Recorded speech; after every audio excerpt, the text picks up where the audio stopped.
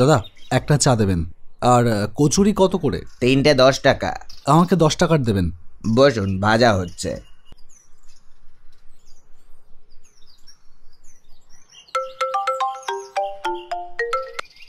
Hello, স্পটে পৌঁছেছো? হ্যাঁ এই তো ট্রেন থেকে নামলাম জাস্ট। হোয়াট? তোমার 10টায় পৌঁছানোর কথা ছিল তো, এখন 10টা 45 বাজে, এত লেট কেন?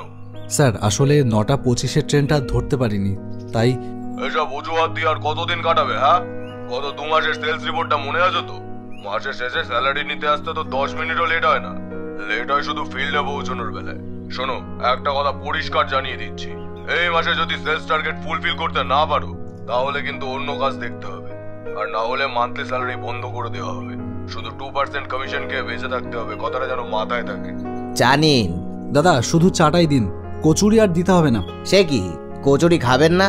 না দাদা, কপালে কচুরি লেখা নেই। কি চাই? নমস্কার ম্যাডাম, আমি গ্লোটাচ থেকে আসছি। ম্যাডাম আমাদের কোম্পানি এবছর নতুন একটি ডিটারজেন্ট মার্কেটে লঞ্চ করেছে, যেটা দিয়ে জামা কাপড় কাচলে। না না, আমার এখন কিছু লাগবে না। ম্যাডাম একটা স্যাম্পল যদি একবার একটু দেখতেন জাস্ট। আরে বাবা, বললাম তো লাগবে না। Okay madam, thank you.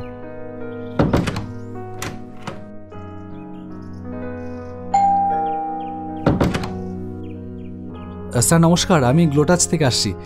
আমাদের কোম্পানি এই বছরে নতুন একটা ডিটারজেন্ট মার্কেটে লঞ্চ করেছে, যেটা বাজারের অন্যান্য সমস্ত ডিটারজেন্টের থেকে অনেক গুণ ভালো। স্যার যেহেতু নতুন, সেই জন্য এই মুহূর্তে আপনি একটি স্পেশাল অফার পেতে পারেন। আমাদের প্রতিটা প্যাকেটের দাম 20 টাকা, কিন্তু আপনি 3 প্যাকেট কিনলে মাত্র 50 টাকায় পেয়ে যাবেন। ওকে, থ্যাংক ইউ, আমাদের লাগবে না। না, সকাল থেকে দুপুর হয়ে গেল, একটা প্যাকেটও বিক্রি হলো না। এত মানুষের বাড়ি বাড়ি ঘুরলাম। অনুরাধা, কি বলবো ওকে। হ্যালো, কোথায় তুমি? এই তো, কোথায় আবার? অফিসে। ও, ব্যস্ত আছো? না না, বলো। একবার ভিডিও কল করি, তোমাকে দেখতে খুব ইচ্ছে করছে।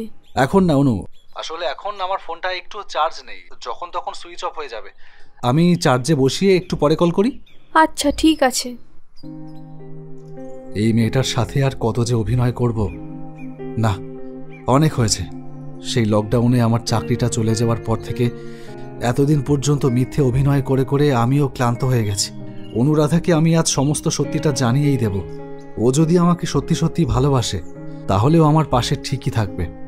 আমি সেলসম্যান, বাড়ি বাড়ি গিয়ে ডিটারজেন্ট পাউডার বিক্রি করি।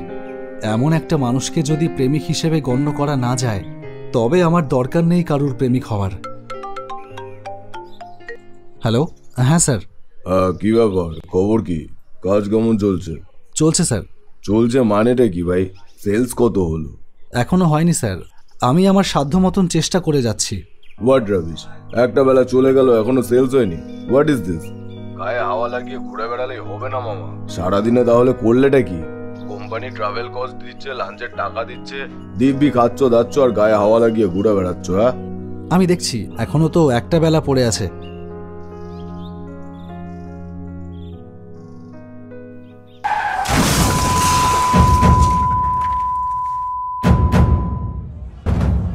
মাথায় তেমন কোনো যন্ত্রণা কি হচ্ছে? আমি কোথায়? আপনি হাসপাতালে। আপনার রাস্তায় একটা অ্যাক্সিডেন্ট হয়েছিল, লোকাল ছেলেরা আপনাকে হসপিটালে অ্যাডমিট করে। তেমন কিছুই হয়নি, হাত পা একটু ছেলে গিয়েছে আর মাথাটা ফেটেছে। আমরা ট্রিটমেন্ট যা করবার তা করে দিয়েছি। মাথায় তেমন কোনো পেইন কি হচ্ছে? ব্যথা হচ্ছে, তবে তেমন মারাত্মক নয়। ব্যাস ব্যাস, তাহলে ঠিকই আছে। আপনাকে আর 1 ঘন্টা অবজারভেশনে রেখে ডিসচার্জ করে দেওয়া হবে। Don't worry. হাসপাতাল থেকে যখন ছাড়া পেলাম তখন রাত 10টা বেজে গেছে। স্টেশন এখান থেকে কত দূর কে জানে, ফেরবার ট্রেনই বা কখন। ফোনটা বার করলাম ট্রেন টাইমটা দেখবার জন্য, কিন্তু ফোনটা সুইচ অফ। পড়ে গিয়ে হয়তো সুইচ অফ হয়ে গেছে। অন করতে গিয়েও সেটা অন হলো না, চার্জ নেই বোধহয়। কুয়াশা ঢাকা রাস্তার ভেতর থেকে হঠাৎ কোত্থেকে একটা অটোরিকশা এসে আমার সামনেই দাঁড়িয়ে গেল। তারপর বলল, কোথায় যাবেন? স্টেশনে যাব। যাবেন? যাব, উঠে আসুন। আমি আর কোনো কথা না বললে অটোয় উঠে বসলাম। কুয়াশার প্রাচীর ভেদ করে অটোটা আবার চলতে শুরু করলো। দাদা হাসপাতালে ছিলেন বুঝি? হ্যাঁ। কি হয়েছিল, অ্যাক্সিডেন্ট নাকি? হ্যাঁ, একটা গাড়িতে ধাক্কা মারলো পেছন থেকে। ও, তা আপনাকে দেখে তো এই এলাকার মানুষ বলে মনে হচ্ছে না। এ তল্লাটে কোথায় এসেছিলেন? কাজে। আচ্ছা, তা কি কাজ করা হয় দাদা? আমি একটা ডিটারজেন্ট কোম্পানির সেলসম্যান, ডোর টু ডোর সার্ভের প্যাকেট সেল করি। একটা কথা বলছি, কিছু মনে করবেন না। আপনাকে দেখে কিন্তু বেশ শিক্ষিত বলে মনে হচ্ছে। তা আপনি এই কাজ করেন কেন? না মানে কাজটাকে আমি ছোট করছি না, কোনো কাজই ছোট নয়। তবে যে মানুষ যে কাজের যোগ্য সে তো তার যোগ্যতা অনুযায়ী কাজ বেছে নেয়। এই যেমন আমি ক্লাস 7-এ 10-এ গিয়ে আর এগোতেই পারলাম না, 7 পাস বিদ্যে নিয়ে তাই অটো চালাচ্ছি। না, আমি তেমন শিক্ষিতও নই, কোনো রকমে এমএটা কমপ্লিট করেছি। একটা প্রাইভেট লিমিটেড কোম্পানিতে চাকরিও করতাম, কিন্তু লকডাউনে কর্মী ছাঁটাই শুরু হলো, সবার আগে আমার চাকরিটাই গেল। তারপর থেকে কত চেষ্টা করলাম, কত জায়গায় ইন্টারভিউ দিলাম, কিছুতেই কিছু হলো না। তাই অগত্যা।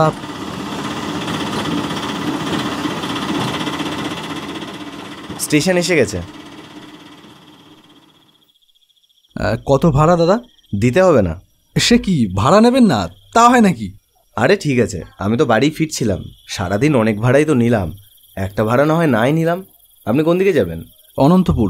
যান, আপনার ট্রেন আর 15 মিনিট পরেই। আমার অবস্থায় অটোওয়ালাটাও বুঝি আন্দাজ করতে পারল, তাই আমাকে দয়া করে গেল।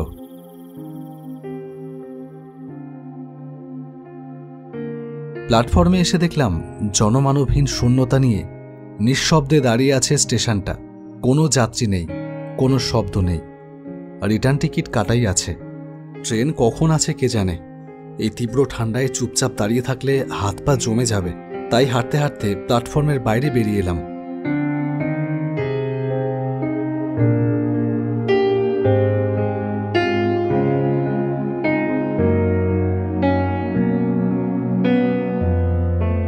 রেল লাইনের ওপর দিয়ে হাঁটতে হাঁটতে অনেকটা রাস্তা চলে এলাম।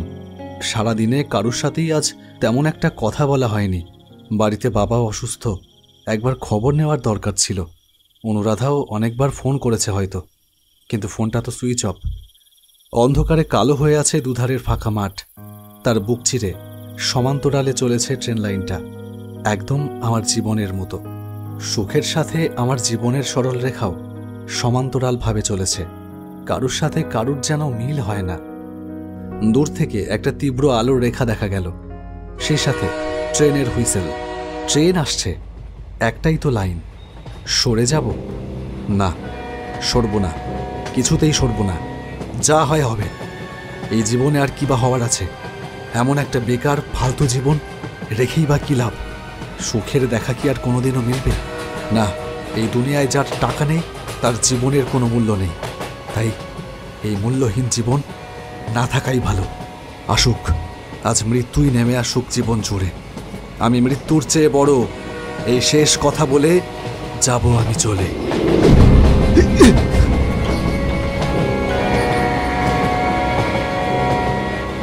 কি আপনি আপনি এখানে কি করে এলেন?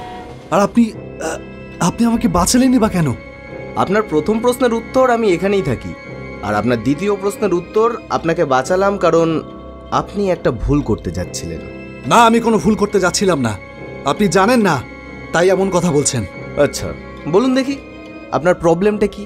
বাজারে কয়েক লক্ষ টাকার দেনা পাওনাদার যখন রোজ এসে বাড়ির দরজায় কড়া নাড়ে, সেই আওয়াজ যে বুকের কোথায় এসে লাগে তা আপনি বুঝবেন না। বাবা অসুস্থ, প্রতিদিন 2000 টাকার ওষুধ আর ইঞ্জেকশন লাগে। 1 সপ্তাহ হলো বাবা ওষুধ ছাড়া রয়েছে।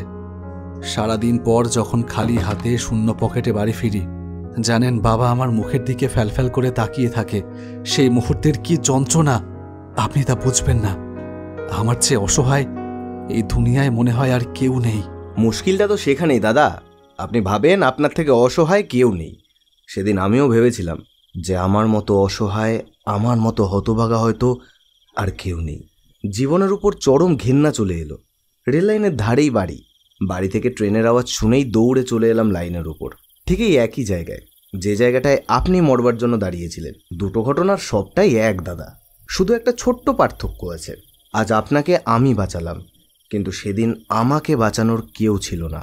তার মানে আর কি, লাইনের ওপর শটান এসে শুয়ে পড়েছিলাম, চাকাটা গলার ওপর দিয়ে চলে গেছিল। ধারে কাটেনি দাদা, ভাড়ে কেটেছিল। কি সব যাতা বলছেন? বিশ্বাস হচ্ছে না? তাহলে দেখুন।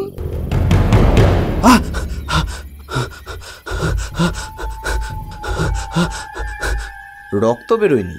ভারে কাটলে রক্ত বেরোয় না। ভয়ে আবার অজ্ঞান হয়ে যাবেন না যেন। কি এবার বিশ্বাস হলো তো? আমাকে যেতে দিন, আমাকে যেতে দিন। ধুর বাবা, এই আপনাদের এক বদরোগ জানেন তো। ভূত মানে কি ঘাড় মটকায়? আপনাকে মারবাড়ি যদি হতো তবে বাঁচালাম কেন?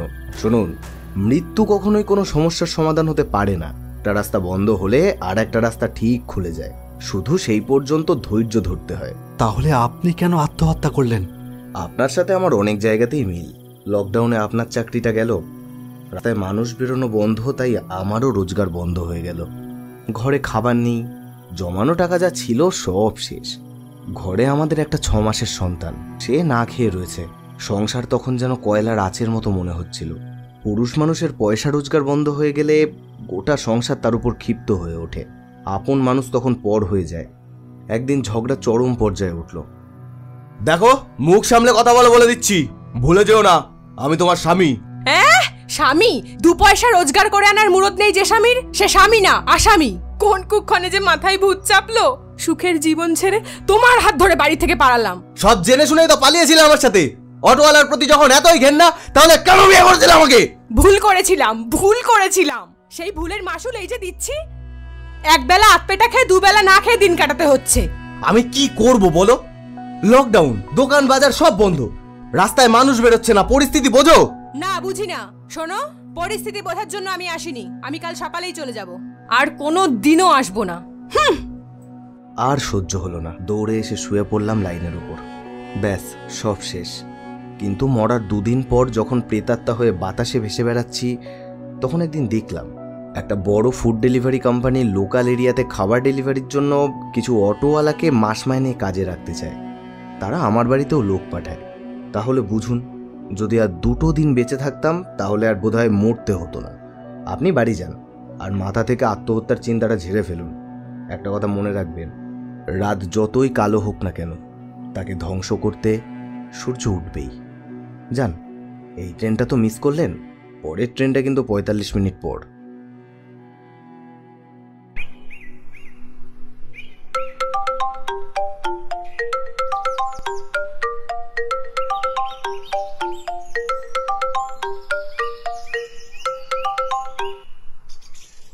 হ্যালো, মিস্টার সব্যসাচী মজুমদার বলছেন?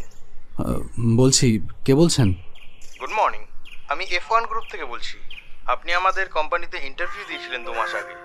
So congratulations mister Majumdar, you are selected. আপনি আগামীকাল থেকেই জয়েন করতে পারেন।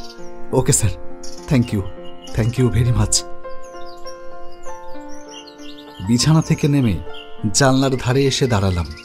রাতের অন্ধকার কেটে গিয়ে সকালের আলোয় ঝলমল করছে চারিদিক। আজ যেন নতুন এক সকাল। এত মধুর, এত সুখের এক সকাল যে আমার জন্য অপেক্ষা করেছিল আমি জানতামই না। আজ রবি ঠাকুরের সুরে সুর মিলিয়ে যেন বলতে ইচ্ছে করছে, মরিতে চাহি না আমি এই সুন্দর ভুবনে, মানবের মাঝে আমি বাঁচিবারে চাই।